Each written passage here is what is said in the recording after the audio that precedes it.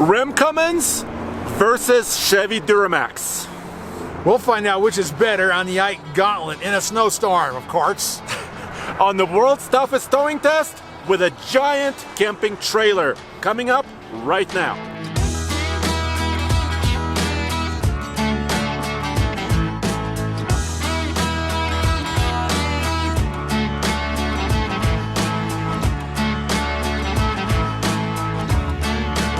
In this corner is our very own TFL Trucks 2022 Ram 2500 heavy duty crew cab 4-wheel drive standard output diesel. It's the first Ike Gauntlet for this truck.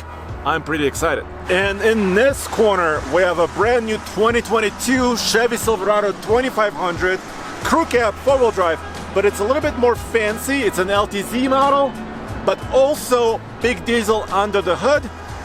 And Mr. Truck, let's show them the trailer. We're towing this cool off-road trailer. It is a Black Series HQ19. Andre, what does it weigh? How much? Well, we don't have a lot of stuff loaded into it, so it's just over 7,000 pounds. But you know what Black Series recommends? What? Oh, yes. What do they recommend? That's a good question. They recommend the heavy-duty truck, a 3/4 ton, because of the heavy frame and the independent suspension, big tires, and big, tall body. Well, sure, it's got 3/4 ton heavy-duty tires on it. Why not? Now, why in the world does it have the duals on the back? And why is there a hitch on the back? The hitch goes on the other end. Hey everyone, Case here with a special announcement for all you young guys like Nathan and I out there. Did you know 2 out of 3 guys will experience some form of male pattern baldness by the time they're only 35, and that the best way to treat it is to get ahead of it while you still have hair left? You used to have to go to a doctor to get a prescription, but now thanks to Keeps, you can visit a doctor online and get hair loss medication sent straight to your home. Keeps offers the only 2 FDA-approved hair loss products out there to save your hair, and one you've never seen for this price. Hair loss stops with Keeps. To get 50% off your first order, go to keeps.com/TFLtruck or click the link in the description below. That's KEEPS.com/TFLtruck. The sooner you start using Keeps, the more hair you'll save. Mr. Truck, it's set up this way because the design originated in Australia, and this is actually meant to carry like some extra cargo, maybe a motorcycle or a bicycle. This hitch is rated for up to about 500 pounds. Oh, well, or you can put another trailer back here with a real tall hitch. I thought this had a lot of things from Australia. That makes sense for what we talked about on the tongue. This is all starting to come together now. The snow is coming together too. You put a snowplow on the back of this. And also the dual spares is because if you're crossing Australia in the outback for 3,000 miles, you need extra tires. That makes sense. Actually, anytime you go off-road, you need extra tires. Dude, we are in the Ram Cummins now. This is our downhill portion. So let's see how this diesel handles the world's toughest towing test. Okay, guess you're not going to make 50. Well, I'll make it eventually. Yep. Okay. This is cool. I miss you, Andre. I miss you. All right, so I'm gonna let off at 50 miles an hour at the top of the mountain, and we're gonna count brake applications. Cool. But because it's a diesel, we have tow mode, of course, and we have exhaust brake. Yes, and you have the exhaust brake on auto. I do. That is too cool. Do you want to explain that?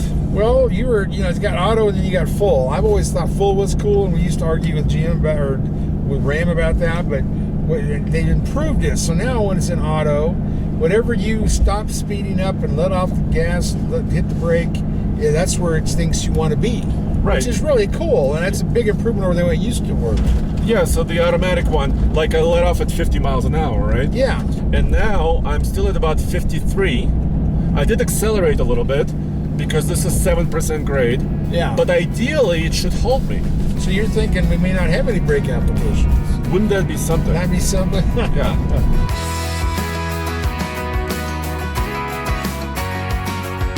Well, cool. We're here at the Ram with the 6.7 Cummins inline 6. Made it to a 68 RFE 6-speed. And it's got 370 horsepower and 850 pound-feet of torque. So it's not that much difference between the 2 trucks.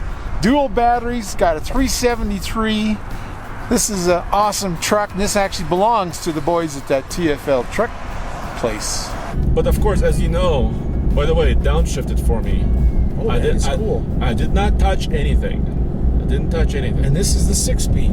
It's a 6-speed. Which I like 6 speeds for grade shifting. I think they do better than the 10 speeds, but they can calibrate a 10 speed to do that. I've seen some of them. But you know, uphill is when the 10 speed is the more magnificent. You know what? Look at this. You could see the exhaust brake coming on a little bit off and on. Yeah. Oh, look. Did you see that? It kind of spiked. So the exhaust brake came on just for a few seconds. And I have a gauge here that shows it in horsepower. That's right. I was going to say they measure it in horsepower. Yeah. How far up did it go? It went about halfway to about 180. Okay. And then it kind of went down. Well, that's good. So most of the downhill braking is being done with the transmission and kind of regular compression. And then the exhaust brake, it's basically changing the turbo, right? People write us messages and they're saying that exhaust brake is not exhaust brake, it's an engine brake. But basically the way it works, because the turbocharger is sitting on the exhaust side. Right, and it's just a butterfly or a bunch of vanes like you talked about. Now, you know what started that rumor? What? Ford. Really? Ford likes to rename things, you know? Like the intelligibility means how you can talk to the backseat. Yeah. But they always started calling it an engine brake because it's on the engine. Well, everything's on the engine. Yes. But a real engine brake will go, you know, it actually... In the valves, right? It is. It's a different set of valves that actually can keep the exhaust valves open a little bit, and that decompresses and that slows you down. That's an engine brake. So I wish Ford would stop confusing people by calling theirs an engine brake. Well, Mr. Truck, I think we're leveling off and 0 brake applications. Wow. That's a good thing I counted them. Look at my feet. My feet are just running. You're just a dancer. You're probably ballet. So it was totally painless. The truck doesn't even feel like it's towing. Are we towing? Well, I'm not sure. I see something back there.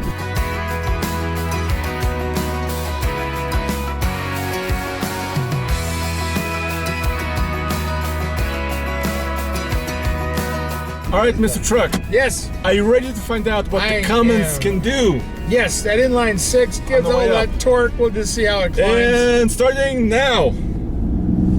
This is also will tell us how the 6-speed will do against the 10-speed. And let's look at the time. 35 miles an hour to 60. Let's see how quickly it gets there. And that's about 12 and a half seconds. Okay, is that good or bad? I don't know, but we'll find out when we do the Chevy. Okay. 12 seconds. I got to remember that. Yeah, can you write that down? Yes, I do have a pen. On the way up the mountain, because the road is so broken up, yeah, we're testing suspension. There you go. Of course, power, right? And fuel efficiency as well. Right, and we can see how much that trailer bounces on this crappy road. Well, actually, the trailer has its own awesome suspension, so it should not be bouncing at all. Right now, I'm doing partial throttle. I'm maintaining 60 miles an hour, which is the speed limit. And of course, the perfect time up the mountain would be 8 minutes, right? Yes, exactly. That's kind of the benchmark, yes. Yeah, because 8 miles at 60 miles an hour, it would be an 8-minute run. And then this has coils or air? Is this coil springs? Yeah, it's got coils, but still solid axles, front and back. Yes, yes. So that's what Ram's been doing, and that's what they do. We'll have to measure squat and see how they compare, right? I think these are progressive coils, which means it's made to give you more resistance as you get more load because the coils are closer together on one end. Yep. And that would be interesting to see what the squat is. Of course, we know, an air ride doesn't squat. But, yeah, this is that Ram Bighorn. Is that what it is? Exactly. That's that midline, the best-selling one, the most popular line, like it is with the Ford XLT and the Chevy LT.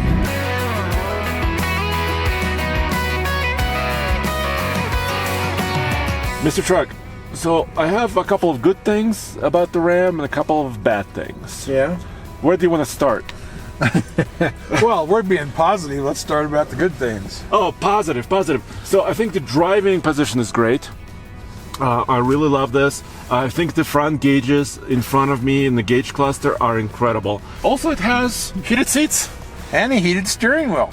Yeah, and this is a decent sized screen. What do you think? Yeah, this because it's a Bighorn, right? Right. Like we said, It's got a little bit of more of a basic setup. You can get a more fancy one, right, with a 12-inch display. Do you want to talk about some of the negatives? The mirrors are ugly, but but that doesn't mean they're not efficient, because the power on this one doesn't power the concave. What's a basic model? Okay, so yeah, it does have a nice convex mirror. But here's my one other gripe. When you're towing, the tow haul mode is always defaulting to off. So I always have to remind myself, why can't they keep it on when we're towing? Because it's not a Chevy. Hold on, Baba Louie. We got 3 brands in the heavy duty class. Yes. 2 of those brands have that same fault. So why are you giving Ram crap? The Ford has the same problem. Only the Chevy stays Ford on. is not here. Yeah, it's not here, but I'm just saying, man. So here's some data I can show you. Coolant temp 208, transmission temp 181, oil temp 213. So I think it's just calm. It's just good temperatures. Do you want to help me measure the sound? Sure. I got to push 2 buttons, right? Yeah. So before we start, don't start now, but on, and then you hit the maximum when we're quiet. Okay.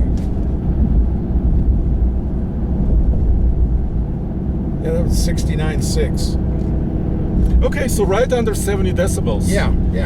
So that's reasonable considering how many potholes we're going over. Even the fast lane has got a few potholes. And also the trucks next to us, making noise. Yeah, that's true. All right, we're almost done, dude. The temperatures, as you can see, are still in check. Transmission is nice and cool. And I'll give you the final time. It is now. 8.05? And here's my MPG, dude. Are you ready? Yes. 6.1.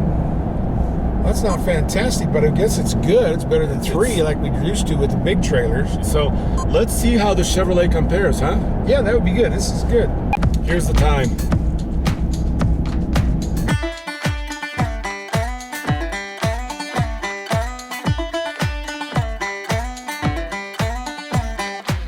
Mr. Truck, it's time to swap the trailers and the trucks.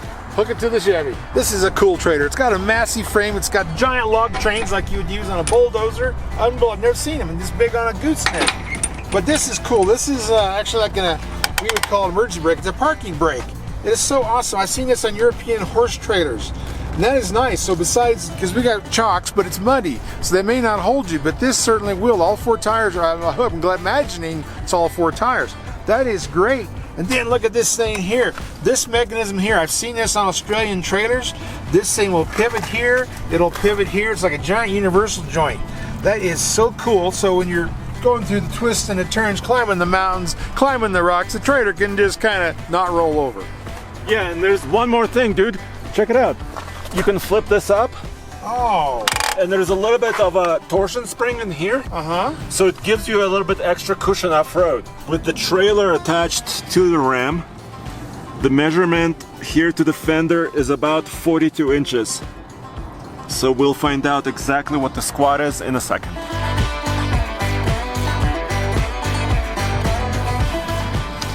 Unloaded on the Ram, we're close to 44, maybe 30, 43 and 3/4.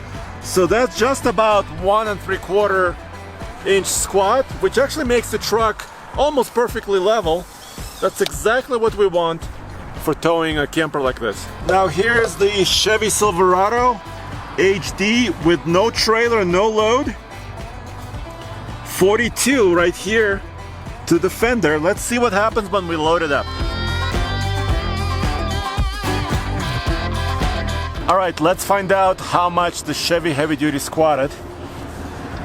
Here I am. That's about 40 inches. It was 42.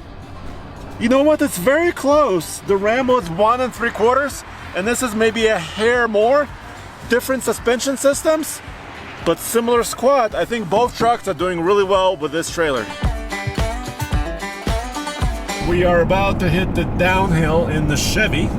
Cool. The Duramax. Yes, the LTZ, and this is a loaded truck, and of course it's 4-wheel drive, and it's 342 rear end. Yeah, versus the 373 on the Ram. The Ram, right? Exactly. So I'm exhaust brake on, tow haul mode on. popping out of the tunnel, same thing. I'm letting go at 50 miles an hour, and only one exhaust brake setting though. Yes, and that's I'm sure that might change it because you got Ford and you got Ram. Of course, Chevy's going to do it, but we'll see how this works out. Yeah, so hopefully, because the truck understands that we're going now downhill, right? Hopefully it'll downshift a couple times for me, and hopefully it will use that, the automatic feature on the exhaust brake that it has. Yeah, because that's what the exhaust brake is supposed to do, is save you brakes. Okay, so I'm reaching 61 miles an hour, which is where I need to apply my first brake. Yeah, and you do have tow haul mode on, right? Yep. Found it. So the transmission should be doing the work for you now. Kind of surprised, but there's one. There's one. So I think what's going to happen now is that it may just maintain this 50 miles an hour.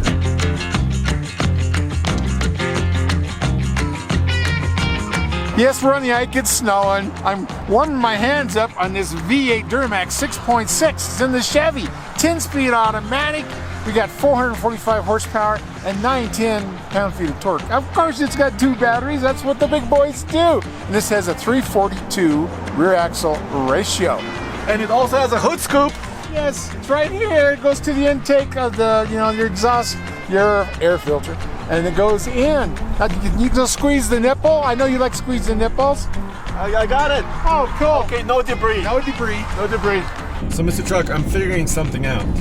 Well, that's good. It's good to be figured out. Yes. So the exhaust brake, when it's on in the Chevy, it really wants to bring me down, slow me down almost to nothing. And they all used to do that at one time. Yes. But it makes it very hard to do a test. So how are you going to figure this out? So I'm actually not touching the brake, only one brake application. Okay.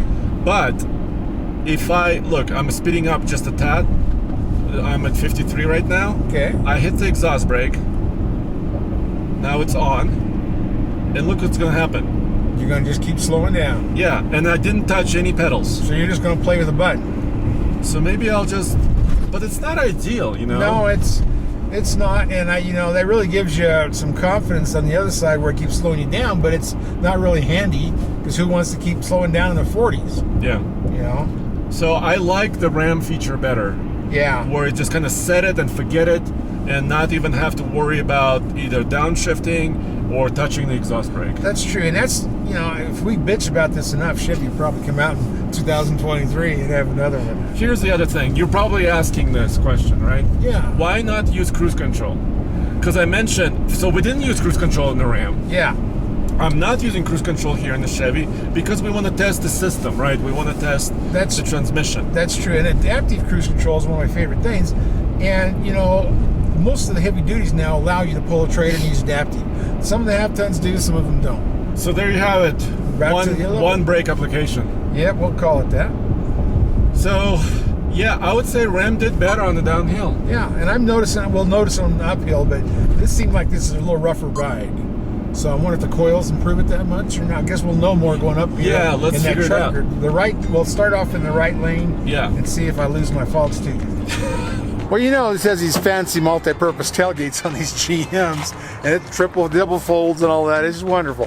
But there's always been the worry that we had as well. If you got a hitch or a trailer on, if you do all that stuff, or you push a button up front or whatever, you might got your $2,000 tailgate. So GM thought of that too, but Aftermarket had it. Now they have it. This little door here, it's a plastic door, and it is magnetically held in place, actually clipped in, has a sensor there, wiring harness, and it's wired to your tailgate. So you cannot open your tailgate when you have this door open, which means you probably have a hitch in there. I like that idea, and I'm glad that they did that for purposes of not hurting your tailgate. I love the corner steps, so that's my favorite thing, not the tailgates, but anyway, that's what they did. Good idea. I don't like that little hitch door. Really? Well, it's additional complexity. I know when I am towing, when I have a hitch, I don't want to open the tailgate. Yeah, but you have a BS in trucknology. You have an MA in something else. You're like a doctorate. Of course you know. So are you ready for this? Yeah, I'm ready. I'm going to set the timer now. See how fast it gets to 60 miles an hour. Still going. more horsepower, and bam, 11.5. Wow, it beat it by 1 second. Yeah, so that was a little bit more sprightly, I would say. And some of that's the 10-speed, allowing you to shift to the next gear and fifth gear like the 10-speed does.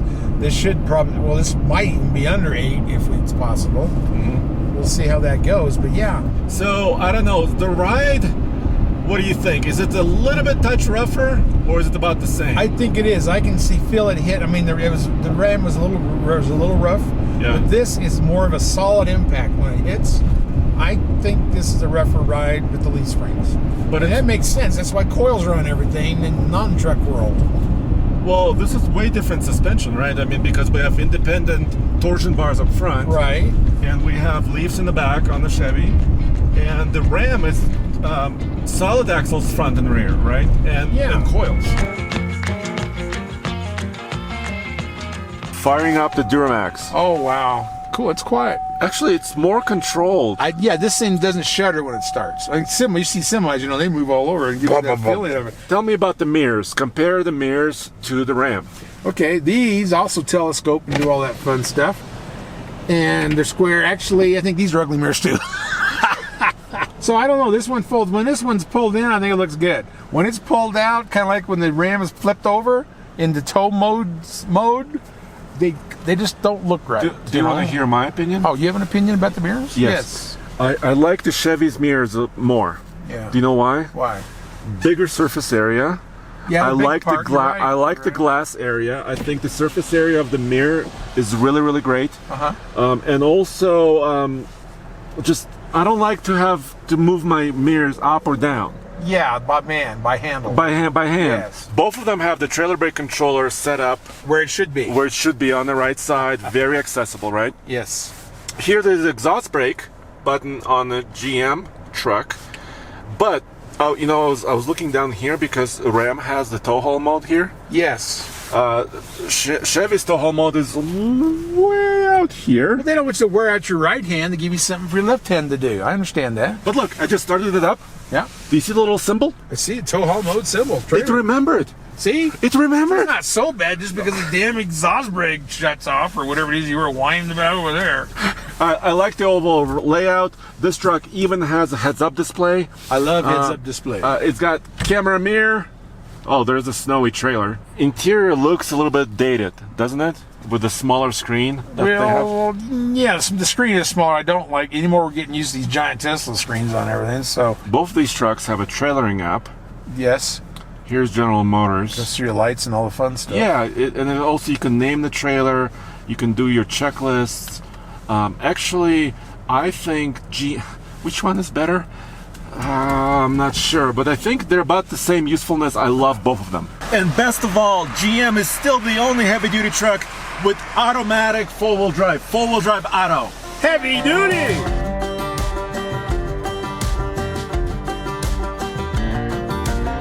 So once again, power is not an issue now with this trailer. Yeah. I can maintain 60 miles an hour. I'm using partial throttle. The RPM is at around 2,000. I think the Cummins was turning a little bit lower RPMs, wasn't it? Well, it's an inline six. They developed torque easier. And, you know, we don't know what gear it is. Doggone it, Chevy. Tell us what gear this thing's in. I want a gear selector. Anyway. Number. Yes. But anyway, this one, yeah, and that's like Ford.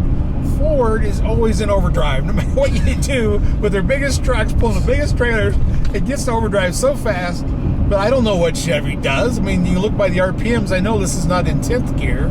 If I was to take a guess, I would say 8th, maybe 7th. I'll let you know. I'll try to do the gear selector in a second. It's not ideal, but let me just look at some temperatures. Let's see. So, as you can kind of tell, transmission is around, I want to say 175, so really nice. Coolant and is around 210. Oil pressure is around, 45-ish? Yeah. Those are the needle gauges. Yes. Is it still 40 degrees outside? Approximately, yes. Okay. Well, let me get in the left lane so we can measure the sound, and I'm going to shut up, okay? And then we'll see how the bumps are. Yeah, and how the bumps are. 66.4. So it's a little bit quieter than the Cummins. You would think that if the RPMs are lower, but they're not. The RPMs are not lower. So how do you explain that? Is that because it's a little higher grade of option package? Maybe just a little bit better overall control of the sound. Yeah. I mean, it's not a big difference. It's just a little bit better. The Ram has a traditional setup for a 3/4 ton truck, 2500 series. And the payload is about 2,200 pounds right here.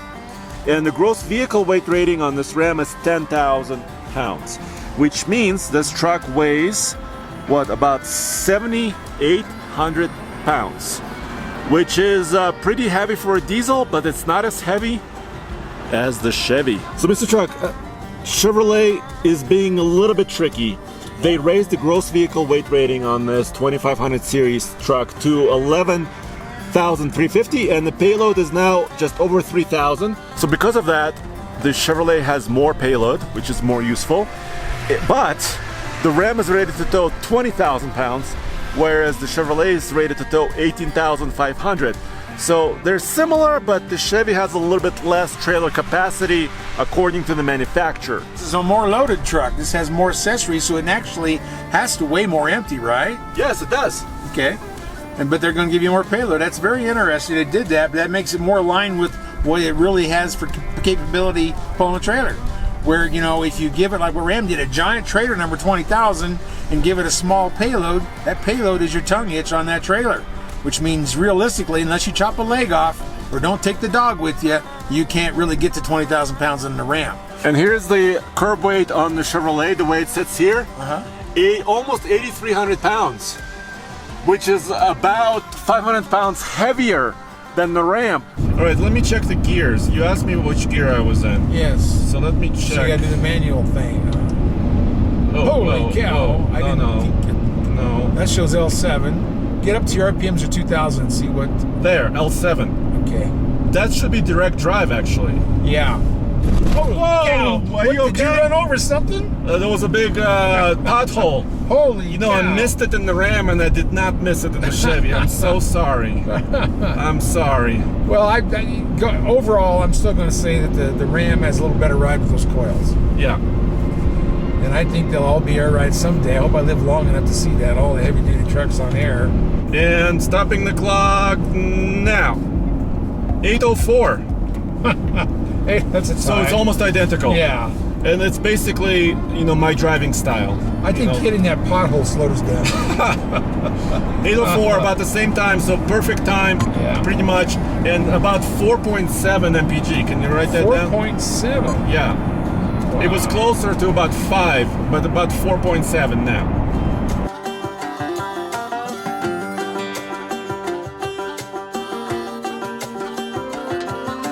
Mr. Truck? Yes. Mr. Truck, what do you say? We finished the video inside the trucks. Well, wait a minute. Even better. Let's go in the camper. Let's have some lunch. Yeah. You don't want to talk out here in the normal Ike atmosphere? No, let's go. Mr. Truck, we should do this more often. Have a luxury off-road camper with us. Yeah, especially during a blizzard. This isn't a good idea. I like this. I didn't bring my snowshoes. I should have remembered it's the Ike. Look at the snow. It's snowing like crazy now. Okay. You have to live here tonight. So let's summarize. Everything is done now.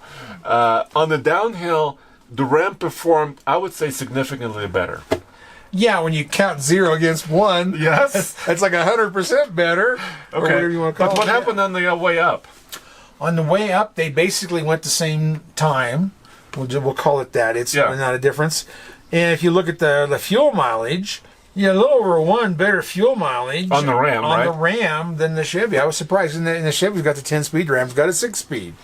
The Chevrolet accelerated quicker. Yes. Up the mountain, just merging. A hair. Yeah, that's right. On about the hair. a second quicker. You're right. And the Ram was a little bit louder on the inside, but rode better. Going up the slow lane, because that's where the semis are with their chains on. They beat the crap out of the road.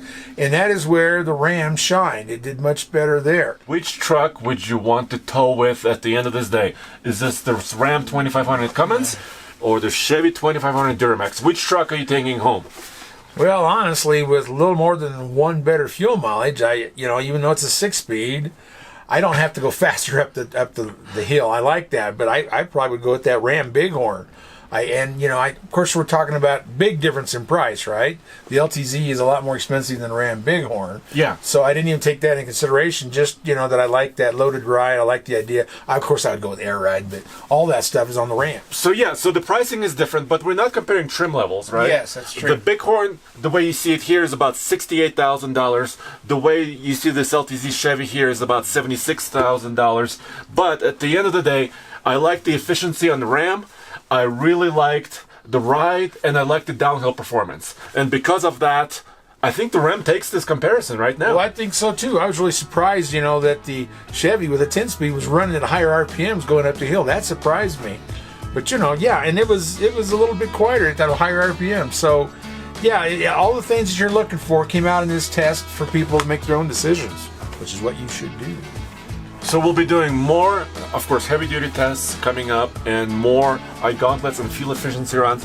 Go back to tfltruck.com, tfl-studios.com for everything automotive, and MrTruck.com, where you can find all the cool accessories for your truck and trailer.